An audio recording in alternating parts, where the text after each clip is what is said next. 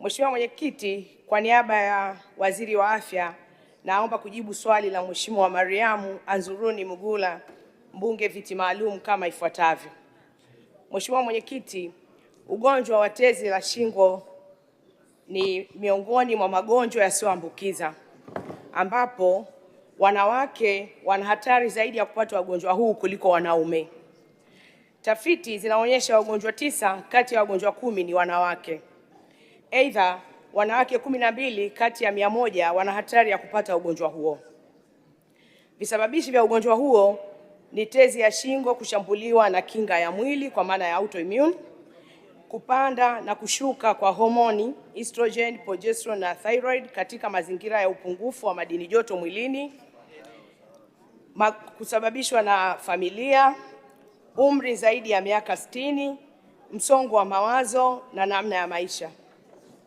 Mheshimiwa Mwenyekiti, serikali inaendelea na mpango wa utoaji elimu kwa wanawake juu ya magonjwa ya tezi ya shingo kwa kufanya yafuatayo: kutoa elimu kwa jamii kupitia vyombo vya habari ikiwemo redio, runinga, mitandao ya jamii, mabango na vipeperushi kuhusu chanzo, dalili na kinga ya ugonjwa huu. Kuendelea kusimamia na kuhakikisha chumvi yote inayozalishwa na kuuzwa nchini inakuwa na kiwango stahiki cha madini joto. Serikali inaimarisha kampeni jumuishi za lishe kwa kuendelea kuhamasisha matumizi sahihi ya vyakula vyenye madini joto na lishe bora. Serikali imeendelea kutoa elimu na kuhamasisha jamii kutumia vyakula vyenye madini joto ikiwemo chumvi yenye madini joto pamoja na vyakula vyenye madini joto.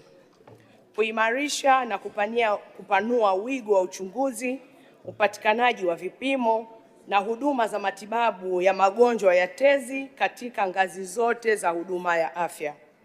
Kuwajengea uwezo watoa huduma za afya ili waweze kutambua mapema na kutoa huduma sahihi kwa wagonjwa wa tezi ya shingo. Mheshimiwa Mwenyekiti, naomba kuwasilisha.